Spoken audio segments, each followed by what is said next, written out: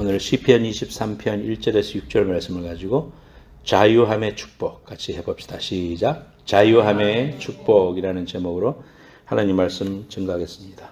제가 여러분들의 기도와 또 후원 덕분에 가서 잘 쉬고 또 은혜도 많이 받고 그래 돌아왔습니다.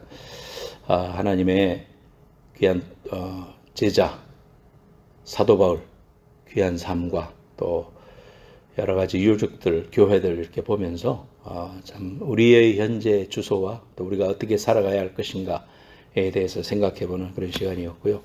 앞으로 이제 설교를 통해서 여러 가지 이야기들을 함께 나눠보고자 합니다. 오늘 자유함의 축복, 자유 그러면은 저는 대학 때 데모가로도 쓰였는데 제 굿라이프 음악성교단의 두 번째 노래로 불렀었습니다. 불평, 불만과 환멸 가득 찬 이 세상에 너는 무엇 위해 사는가? 이렇게 대학생들 앞에서 이 노래를 부르면은요, 많이 들어본 노래기도 하고, 또 참된 자유와 평화 맛보았는가? 너는 무엇 위에 사는가?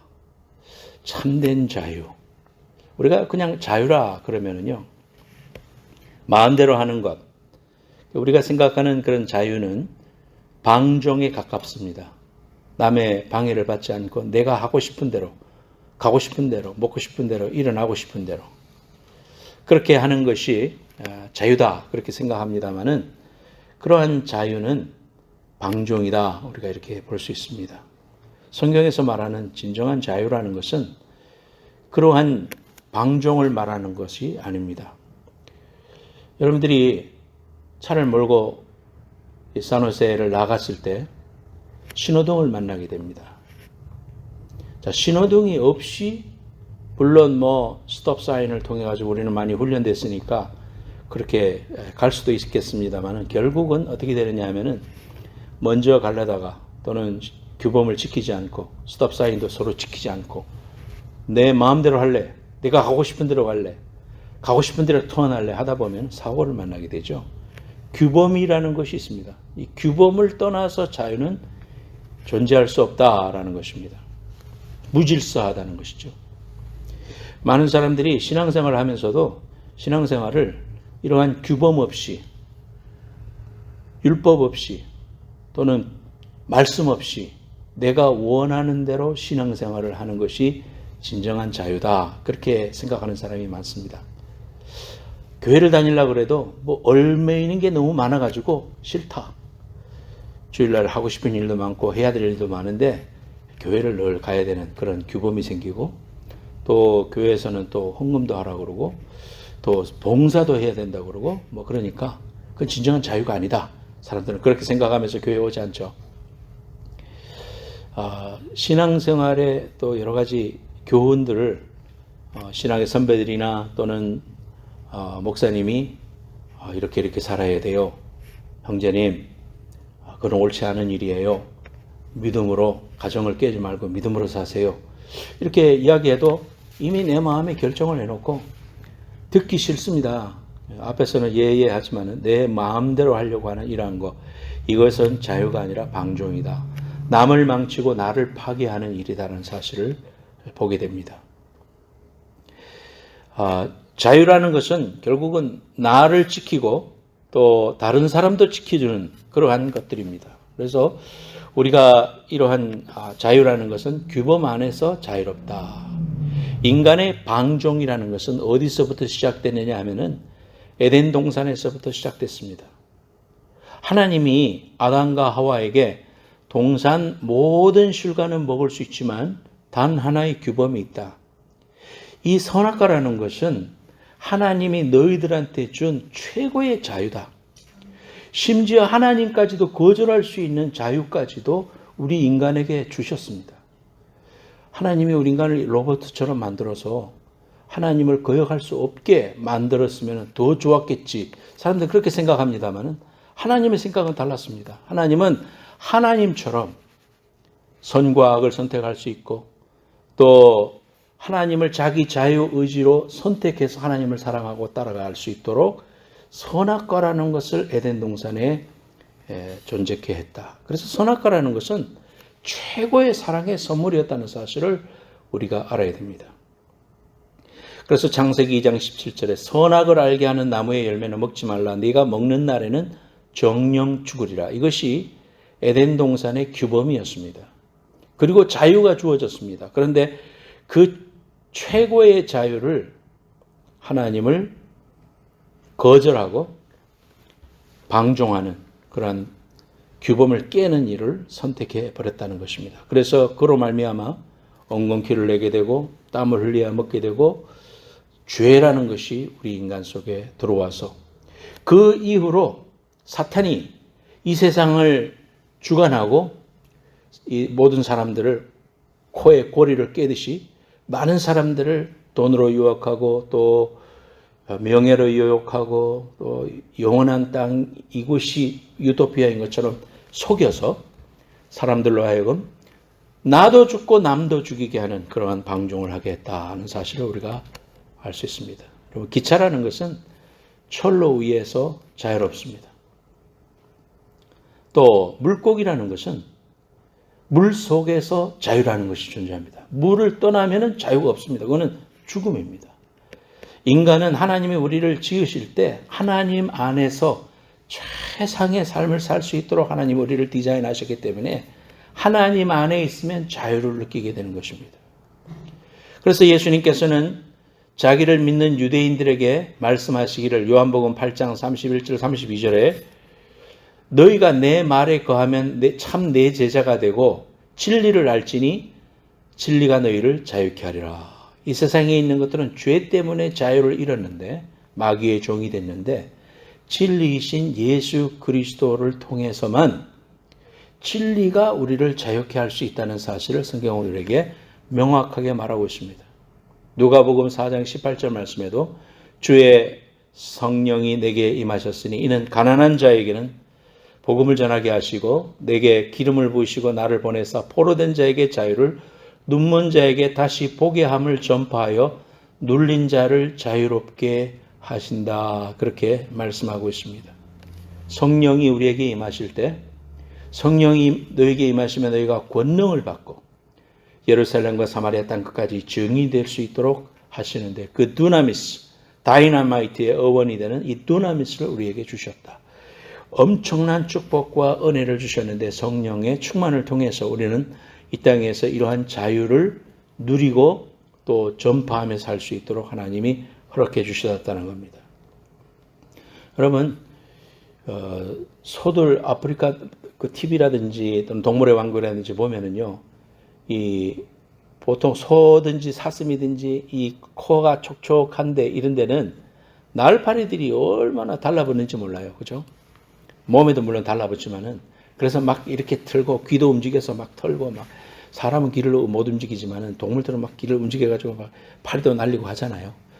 근데 이 코 속으로 만약에 날파리가 들어가면 어떻게 되겠습니까? 인간도 재채기 할 뿐만 아니라 이것이 들어가서 안에서 애벌레를 낳는다든지 또는 뇌로 들어갈 수 있는 그런 거잖아요. 그래서 이 코를 보호해야 되는데 도무지 이 날파리들이 너무 많으면 안 되는 거죠. 그럴 때 목자가 양을 바위에다 올려놓고 코에다가 올리브 기름을 발랐다고 그래요. 올리브 기름을 부었다고 그래요.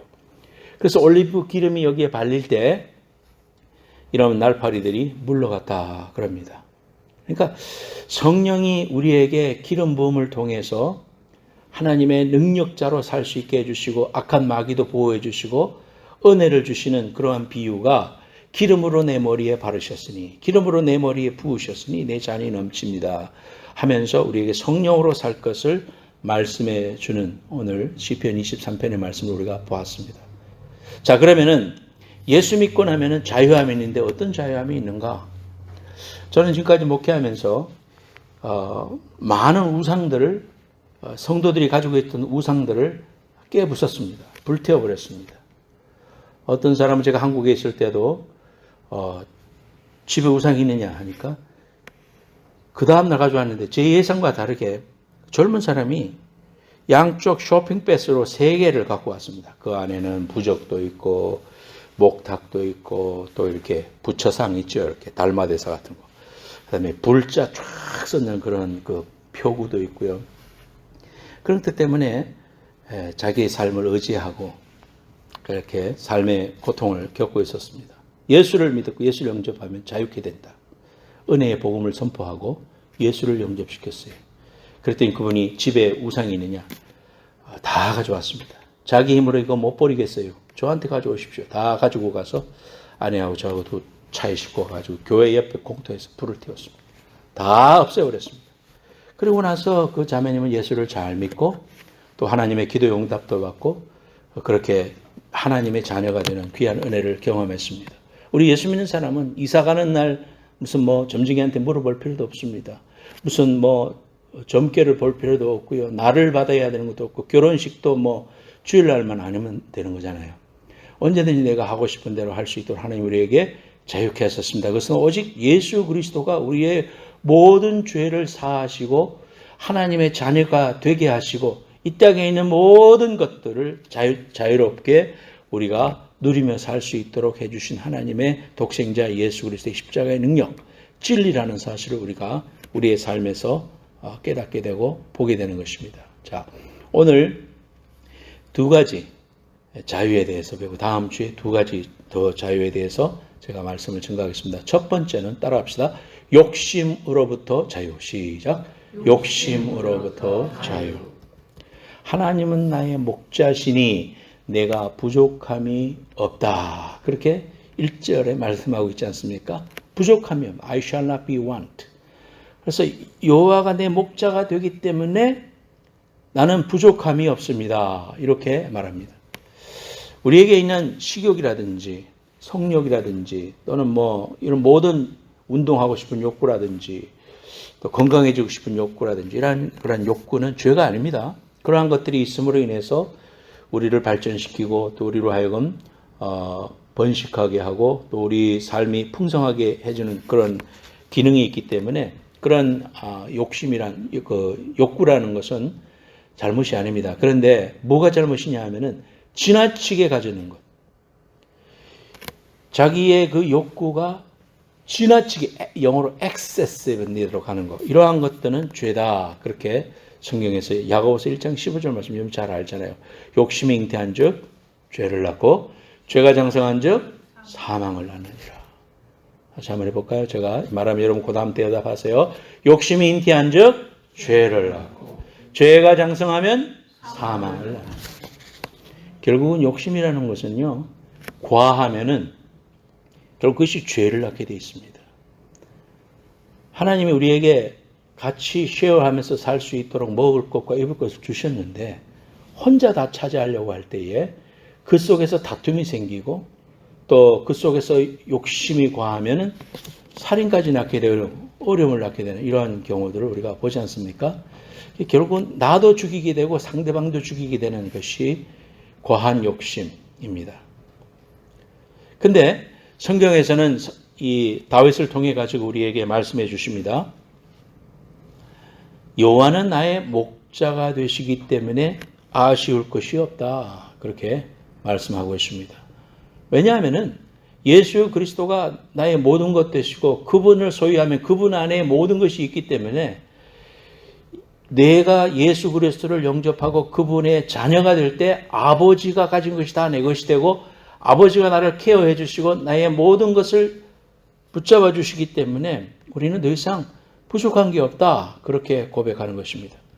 만유를 창조하시고 섭리하시는 여호와 하나님이 나의 목자가 되셨기 때문에 부족함이 없다. 겁니다. 이거는 뭘 말하느냐면은 없는 게 없어서 부족함이 없다. 그런 의미가 아닙니다. 쇼펜하우어도 그랬죠. 아무것도 없어서 절망하느냐? 모든 것을 가져봐라. 더 절망할 것이다. 그렇게 말했는데 우리가 생각해보면 그 말 맞는 것 같죠. 모든 것을 가져봤어도 솔로몬은 뭐라고 했습니까? 하나님 없이 모든 것을 가지는 것은 헛되니 모든 것이 헛되도다. 이렇게 헛되다는 말을 6번이나 했습니다. 그래서 이러한 것들을 우리가 보면서 이 땅의 만족과 행복 지수가 올라가는 것은 물건이 많고 편리하기 때문에 올라가는 것이 아니라 진정한 자유케 하시는 예수 그리스도로 부유해질 때 그분 안에 모든 것이 있기 때문에 우리는 자족하는 것을 배우고 감사하는 것을 배우고 또 생각하는 법을 배우고 해석하는 방법을 알고 그러면서 달라지는 거죠. 내게 없고 부족한 것은 하나님이 지금 필요하지 않기 때문에 안 주시는 거네. 이렇게 믿음으로 생각하게 됩니다. 또 내게 정말 필요하다면 내가 계속 구하면 하나님의 때에 하나님의 방법으로 주실 것이야. 이렇게 생각하는 것. 그래서 우리는 범사가 다 감사하고 범사가 다 하나님의 은혜인 것을 알게 되는 일체의 비결을 가져노라. 사도 바울이 그렇게 말했지 않습니까? 행복지수라는 것은, 행복함을 느끼는 것은 상대적인 것입니다. 하나님을 나의 삶의 목자로 모시고 그분을 바라보며 살게 될 때에 우리는 진정한 행복과 자유를 느낄 수 있다. 그것이 진정한 우리의 삶의 목표가 되어야 된다. 성경은 우리에게 말합니다. 소아시아에 사도 바울 시대에 7교회가 있었어요. 그래서 사도 요한은 예수님이 돌아가시고 난 이후에 어머니 마리아를 모시고 에베소 지역에 와서 그곳에서 그의 어머니, 예수님의 어머니, 육신의 어머니가 돌아가실 때까지 그곳에서 지냈다. 그래서 이제 그곳에 사도 요한의 무덤도 있고요. 또 한참 그 로마의 핍박이 심했을 때 디오티나우스 황제 때문에 반모섬으로 가서 그곳에서 귀향도 하고 그곳에서 요한계시록도 썼고요. 다시 또 에베소로 돌아와서 목회를 했습니다. 그래서 이 사도 요한의 무덤 위에다가 교회를 세웠어요. 그 교회가 사도 요한 교회라고 해가지고요. 그 바무칼레 근처에 있습니다. 지금 터키 땅에. 그래서 제가 거기를 갔지요. 정말 사도 요한의 무덤이 있고요. 그 무덤 양쪽으로 물론 후대에 세워진 것이지만은 사도 요한 당시의 교회는 아니지만은 그 이후에 유스티아누스 황제라든지 이러한 약 300년에서 500년 사이에 교회가 새로 건축되어 가지고 많은 부분이 아직도 남아있는 모습을 보게 됩니다. 또 라오디게아 교회 여러분 알죠? 라오디게아 차든지 덥든지 해라. 다 교회들 소아시 7교회는 다 칭찬도 하고 책망도 했는데 한 교회는 책망만 했어요. 그 교회가 라오디게아 교회입니다. 그 라오디게아 교회도 그 근처에 있습니다. 여러분들이 그 근처가 이제 바무칼레라는 그 하얀 석회석이 흘러내리는 그러한 곳인데요. 그곳에 그 목화가 많이 재배됐습니다. 양도 많이 길렀고요. 그러니까 사업이 이렇게 그 교역이 성행하고 많은 사람들이 부가 성장됐습니다. 그래서 라오디게아 교회의 터를 또 가봤습니다. 갔더니 가이드가 올 때마다 달라지네요 하면서 이제 지붕도 막 이렇게 그 가구물로 세워놓고 하는데 터가 어마어마하게 커요. 그래서 이야, 그 밑에 모자이크도 남아있고 하면서 라오디게아 교회가 이렇게 컸구나. 엄청난 큰 교회, 지금 여기서 볼 때도 큰 교회의 터가 있는 것을 봅니다. 그런데 그 교회가 왜 그렇게 쇠망해버리고 말았는가? 그것은 시대가 오랫동안 지났기 때문이기도 하고 또 뭐 인구가 변화도 있기 때문이기도 합니다만은 그 요한계시록을 통해서 라오디게아 교회를 책망했던 사도 요한을 통해 가지고 책망했던 그 내용처럼 너희들이 차든지 덥든지 해라. 그리고 회개하라. 그렇게 말씀해 주신 것처럼 돈이 많아지고 핍박이 없어지고 또 풍성해지고 했을 때 간절함이 없어졌던 겁니다. 하나님을 신앙하는 그 신앙들은 도리어 핍박이 있고 가난하고 고통이 있고 기도 제목이 엄청 많아졌을 때 그들의 신앙은 융성했습니다. 그들은 하나님과 더욱 가까웠습니다. 그런데 그저 적당히 살아도 아무 문제 없고 그저 믿음이 좋은 것처럼 살 수 있는 그러한 평안한 시대에 살았던 그런 교회들은 하나 없이 다 타락하고 말았더라. 그런 사실을 보면서 참 생각하는 바가 많았습니다. 여러분, 온 인류를 창조하시고 하나님을 바라보며 You are everything to me. 팝송의 가사가 아니라 정말 우리가 하나님은 나의 전부이십니다. 하나님 한 분만으로 내가 만족하고 여호와가 나의 목자가 되시기 때문에 나는 부족함이 없어요. 하나님 앞에 그렇게 고백하고 믿음으로 사는 것이 얼마나 중요한가, 저 여러분들이. 하나님 앞에 이러한 믿음의 자세를 가져야 됩니다. 이스탄불에 갔을 때에 성소피아 성당에 가봤습니다. 꽃보다 할배 프로그램을 통해 가지고 이미 다 봤습니다만 들어가 보니까 정말 아름답고 귀한 그러한 그림들이, 옛날에 성당이었을 때 그림들이 천장에도 있고 벽에도 있고 이런 모습을 봅니다. 그런데 지금은 뭐가 됐느냐? 모스크가 됐습니다. 그래서 12시에서 12시 20분 사이에는 관람객들을 막고 들어가 가지고 예배하고 그러한 모습을 봤습니다. 저희들은 그 전에 딱 들어가 가지고 이렇게 구경하고 있는데 사람들이, 여자들은 이쪽에 모여 가지고 막 절하고요. 남자들은 또 강대상이 있는데 그쪽에 올라가 가지고 막 절하는 모습을 보면서 저와 아내가 앉아서 참 여러 생각들이 만감이 교차했습니다. 야, 이곳에서 하나님을 예배하고 수많은 성가대가 찬양을 하고 하나님을 높였을 그런 장소인데, 이렇게 아름답게 지었는데 이것이 모스크가 되어 이슬람의 예배처가 되었다라고 생각하니까 참 너무너무 안타까웠습니다. 로마 시대가 크게 융성하고 국교가 되고 그렇게 했을 때 엄청나게 기독교가 부흥한 것 같지만 도리어 핍박하고 막 사람들을 죽이고 불쏘시개를 쓰고 막 그냥 사람들을 사자밥에 던지고 했을 때의 신앙에 타락해서 그 신앙을 잃어버리고 살아가는 이러한 모습들을 생각해 봤습니다. 몸은 힘들었어도 신앙은 불타올랐고 지하로 숨어들고 굴로 숨어들어서 200~300년을 땅속에서 지냈어도 하나님을 바라보는 그 신앙으로 그 믿음을 지키겠다고 야합하지 않고 밖으로 나가서 나는 하나님 안 믿겠어 말만 하고, 그래서 내가 속으로 숨어서 신앙생활 했으면 이 고생 안 했을 텐데, 우리는 그런 생각이 들 수 있지만 그 고백하는 것 자체가 싫다 이거예요. 하나님 앞에. 하나님 앞에 진실되가 겉과 속이 하나님만을 섬기고 살고 싶습니다. 그것 때문에 땅속으로 숨어들어서 그곳에서 참으로 어려운 생활을 하고 정신적인 피폐가 오고 우울증이 오고 눈이 실명되고 이러면서도 하나님 신앙으로 벽에다가 하나님의 그 십자가를 새기고 했던 신앙 선배들의 모습을 바라보면서 참으로 큰 은혜가 되고 감격이 되었었습니다. 사랑하는 여러분, 여호와가 목자시기 때문에 우리가 정말 부족함이 없다라는 이러한 신앙 고백뿐만 아니라 실제로 여러분의 생각 속에서도 주님이 나의 목자시기 때문에 나는 정말 부족함이 없다, 아무런 어려움이 없다, 나는 믿음으로 그렇게 고백하고 그렇게 살아 하나님을 영화하고 이렇게 욕심으로부터 자유함을 얻는 귀한 성도가 되시기를 예수님의 이름으로 축원합니다. 두 번째로 따라합시다. 두려움으로부터의 자유. 두려움으로부터의 자유. 이 두려움이라는 것은 누구에게나 다 있죠.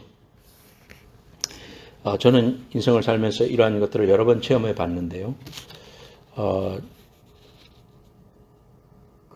해군 장교 훈련을 할 때 큰 한 11m쯤 되는 데 올라가서 해군 함정이 그대로 다 이기면 되지만은 어떻게 싸움하다 보면은 배를 버리고 탈출해야 되는 경우가 생길 수 있잖아요. 그때를 대비해서 이함 훈련, 함을 떠난다, 이함 훈련이라는 걸 합니다. 그래서 여기다가 이제 구명조끼를 입고요. 한 5m 되는 사람 뛰어내려봐 훈련을 해. 그리고는 정말 무서움을 느끼는 11m 되는데 올라가가지고 거기서 이제 뛰어내리는 훈련을 할 때 밑에서 봐도 까마득한데 위에서 보면은요, 절벽 밑으로 떨어지는 것 같이 그렇게 무서워요. 이야, 이게 뛰어내리는 것 자체가 힘들어요. 그때, 이거는 훈련이지만 만약에 배가 파손이 돼가지고, 아리조나호도 파손이 돼서 사람들이 바다로 뛰어들고 했었을 거 아니에요. 그러니까 그러한 것들을 실제로 생각해 보니까 참 무시무시하더라고요. 이런 죽음과 삶이라는 것이 종이 한 장 차이구나, 그런 생각을 해봤습니다. 또한 거문도에서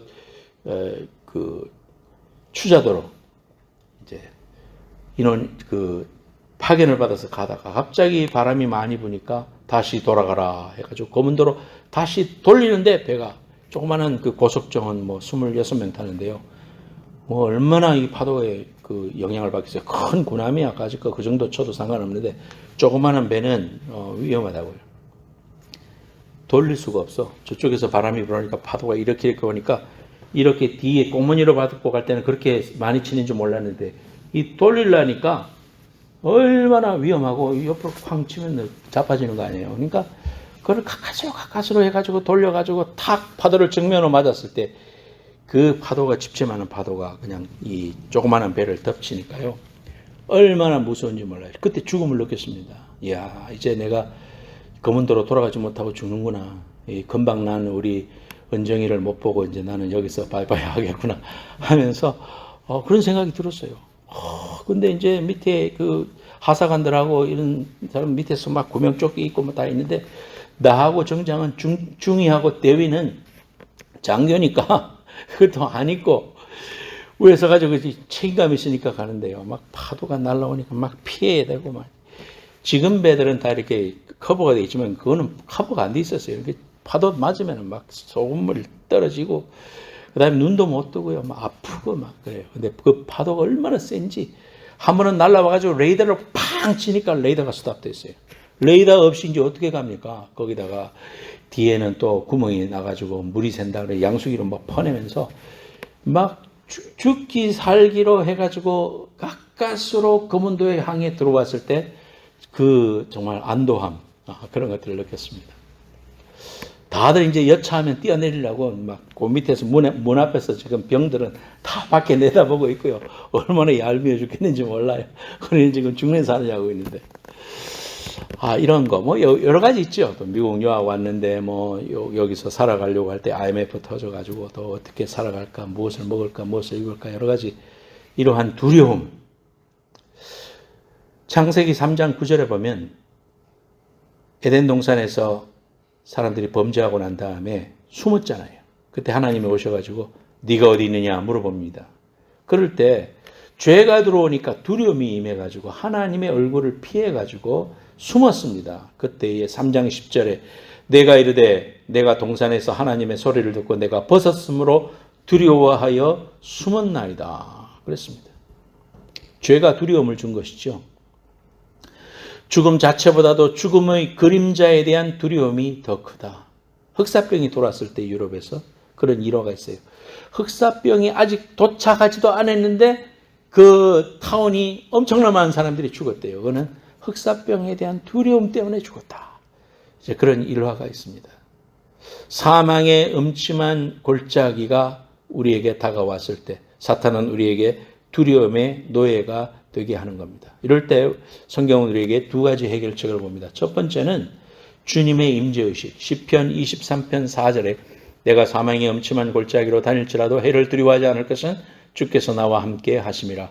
주의 지팡이와 막대기가 나를 안위하시나이다. 이것은 뭘 말하느냐 하면은 나는 혼자가 아니구나. 이 세상 광활한 곳에 나는 혼자 서 있는 게 아니야. 저 광야 속에 울면서 혼자 떨며 서 있는 게 아니라는 사실입니다. 나를 보호하고 계시는 분이 계시구나. 그분이 독생자 예수 그리스도를 죽이시기까지 나를 사랑하셨구나.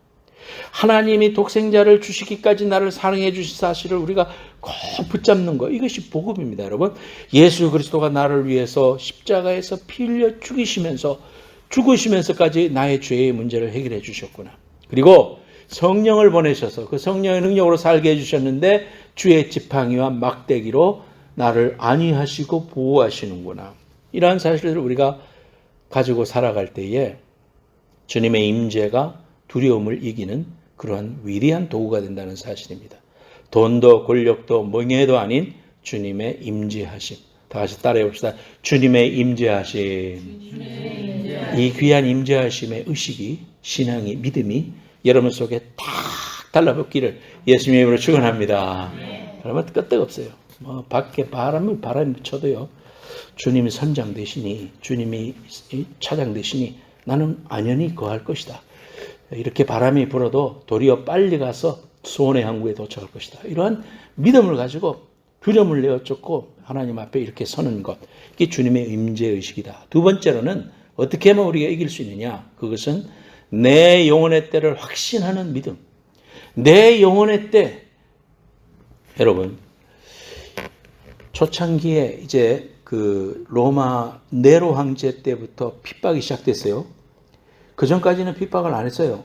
근데 로마 시내 불이 나고 또 네로가 정치적인 그러한 일 때문에 결국 그리스도인들에게 모든 잘못을 뒤집어 씌우면서 또 기독교 신앙이라는 것은 부딪히게 되어 있습니다. 왜냐하면 유일신 신앙 아닙니까? 하나님 외에는 섬길 존재가 없다. 그러니까 황제 신앙 숭배 사상으로 가지고 있었던 로마의 정책과 반드시 반대됩니다. 그러니까 그리스도교를 믿는다는 것은 죽음을 의미하는 겁니다.